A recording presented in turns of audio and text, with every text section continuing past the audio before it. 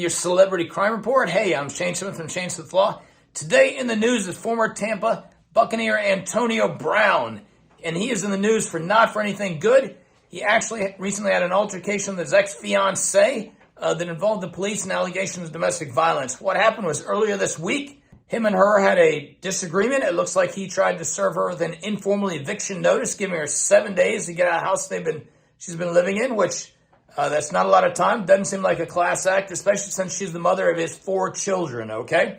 After this took place, it seems like things got heated. They argued. He threw some of her stuff out onto the street, locked the door, threatened to shoot her if she came into the house, and then threw a shoe at her, hitting her in her ponytail.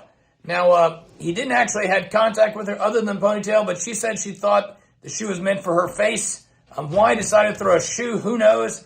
That's pretty bizarre behavior. But anyway, that's what he did. The police were at the scene, tried to get him to come out and talk to them. He wouldn't do it. Then tried to allow her to come back into the house and get the rest of her belongings. Also wouldn't do that either, okay? So she was left with just whatever he threw out of the door and out on the street.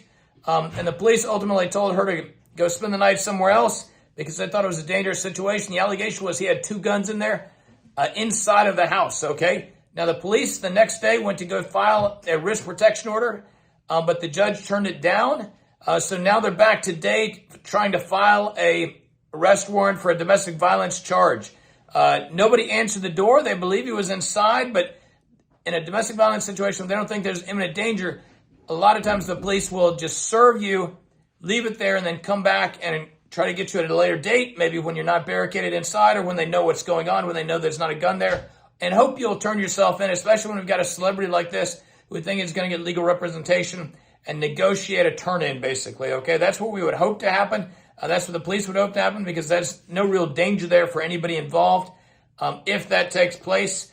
So stay tuned for more information. If you remember, though, Antonio Brown also had a meltdown earlier this year where he got into an altercation on the field, took all his pads, his jersey off, and just walked down bare-chested down the sidelines and out after some things happened on the field. So undoubtedly he's having a lot going on in his personal life. Stay tuned for more updates as we know more. I'm Shane from Shane Smith Law. Hit like and subscribe down below to stay current with all our updates on celebrity crime.